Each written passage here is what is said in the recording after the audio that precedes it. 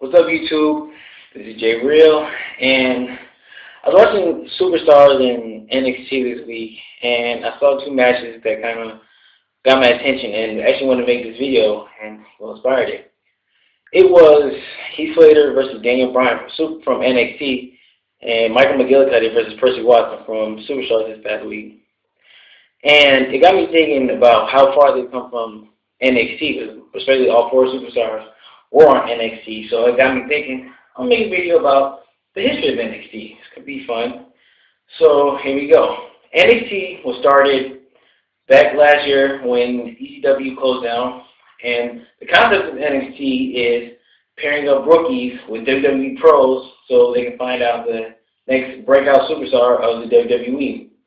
My first memory of NXT is seeing Michael Tarver. Now, Michael Tarver has a very menacing look, but that's about where it ends with him.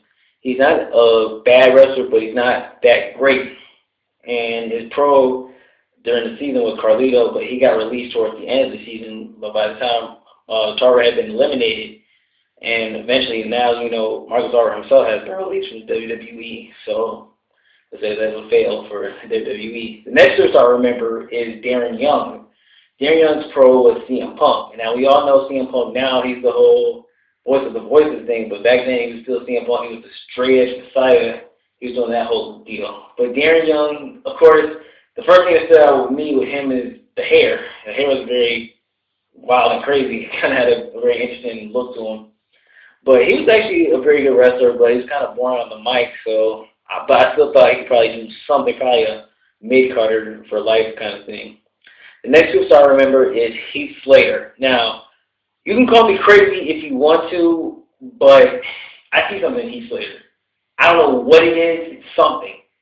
That's more than I can say for some people in NXT, but I see something in Heath Slater. Heath Slater may be able to do something in WWE, give him the right character and give him the right push. So let's see what happens with him. And his pro during NXT was Christian, so I guess they kind of meshed together. They work well together. Now, next up is Justin Gabriel. Justin Gabriel's pro was Matt Hardy. We all know about Matt Hardy now, but I guess he was okay back then for him to be a pro. So Matt Hardy and Justin Gabriel, they work similar styles, and they work well together in NXT. Now, Justin Gabriel right now he's doing good. He's getting a little moderate push on SmackDown. I'm guessing the WWE wants to do something with him. They showed those vignettes of him in South Africa. And he's actually a pretty good wrestler. I see him as being the world heavyweight champion potentially if given the right push and given a little bit more character depth. But yeah, Justin Gabriel's going to do good. Now, next up is Skip Sheffield. I like Skip Sheffield. He's a pretty funny guy during NXT. The whole yip, what do you thing, that was fun to me. Plus, he's very big. He actually talks on the mic, and he's a very good wrestler. From what I'm hearing now, Vince sees him as a potential number 2 babyface on either Raw or SmackDown, so they're going to do big things with him. The next rookie is Daniel Bryan. I don't think I can say much about Daniel Bryan because it's very self-explanatory. Fans love him.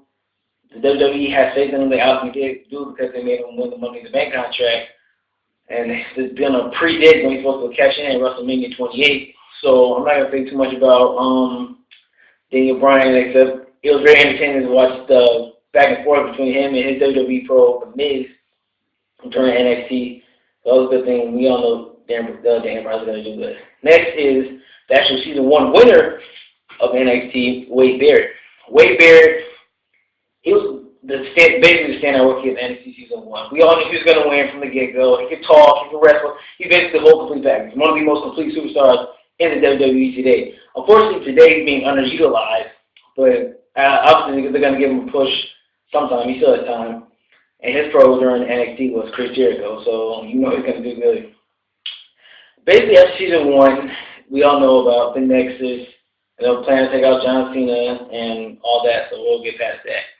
Next, NXT Season 2. During Season 2, the first rookie I remember seeing was Percy Watson. Percy Watson he has a great look, good, he's very charismatic, the whole oh yeah thing. It's pretty funny. He's a good wrestler, actually, he's pretty good. His pro during that season was MVP. They got along very well. Next rookie I remember is Michael McGillicuddy.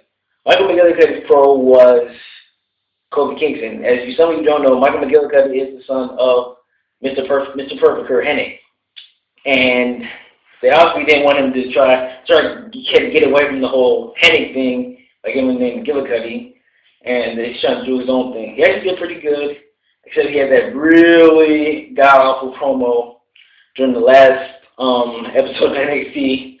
But I guess he'll get past that and he'll do good in WWE. The next rookie is Cabal. Some of you know him as Cabal, Senshi, low-key. Basically, he's basically the Daniel Bryan of NXT Season 2. His pros, I should say, were Lay Cool.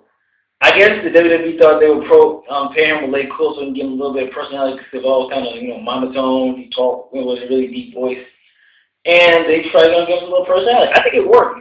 Him and Lay Cool, that was pretty entertaining. The next rookie was my favorite rookie from NXT Season 2, Husky Harris. Husky Harris's bro was Cody Rhodes. Husky Harris is basically a brawler, straight up, big fat guy, but he can move very well. My personal favorite from NXT Season 2, I thought he was going to win, but unfortunately, we all know what happened with that. And the next rookie is Eli Cottonwood. Eli Cottonwood is tall, and his pro is John Morrison. That is all. The next pro is Lucky Cannon. Lucky Cannon's pro was Mark Henry, and obviously, I personally didn't see anything with Lucky Cannon. Maybe WWE did. They made him SCW champ for a minute. But I personally never saw anything with Lucky Cannon. He was boring and didn't do anything for the show. And last of it is Titus O'Neil. Titus O'Neil is actually, right now, he's dominating NXT Redemption, which is surprising. He actually got a whole lot better since from NXT Season 2 to Redemption now. He's actually really good. He's actually a pretty good superstar. I see him as a pretty good mid-carder right now. Titus' pro was Zack Ryder, and we all know Zack Ryder, the whole woo thing. And after NXT Season 2, we're going to Season 3. Season 3 kind of is what I call the turning point for NXT. It's when the ratings went down, and obviously that's when they got thrown off TV. But NXT Season 3 was all divas NXT, which just featured divas. Now, the first diva I remember was Naomi. Naomi, she's basically, I see her as a female Booker T kind of thing. She's actually the most athletic diva of NXT Season 3, and it's a shame that she's actually not on the main roster right now. But the next is Oksana. Oksana is actually really funny, but she actually has a spot on SmackDown right now, so she's obviously doing good. Her pro was Goldust. It was funny to see the whole marriage of her and Goldust. Oksana, it's just because of her accent that makes her so funny. The next is, who was it? Jamie Keys. Jamie Keys, she's a big girl. Call me weird, I thought she was really sexy. That's all I'll say about her. And Jamie, unfortunately, she got released. So, yeah, that's the problem. I guess it's a fail for them. Next is Maxine. Maxine is a very good heel. I think she can generate pretty good heat. So that's good. So, and obviously she has a spot on NXT now, so let's see what they do with her.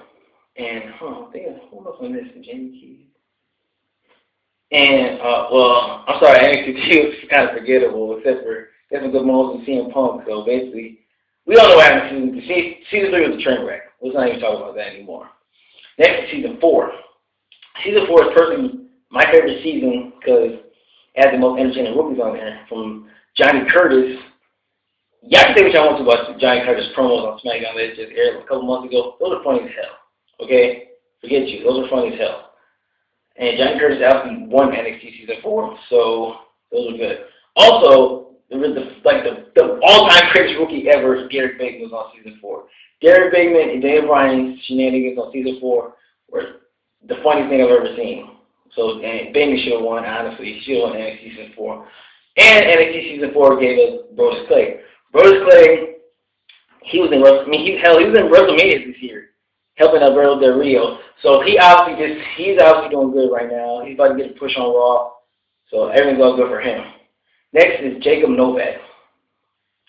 Jacob Novak is hella boring. That is all. He got released. Thank God. Next is Byron Saxton. Byron Saxton actually, he could come in second place. Byron Saxton can talk, he can wrestle, he can basically do everything.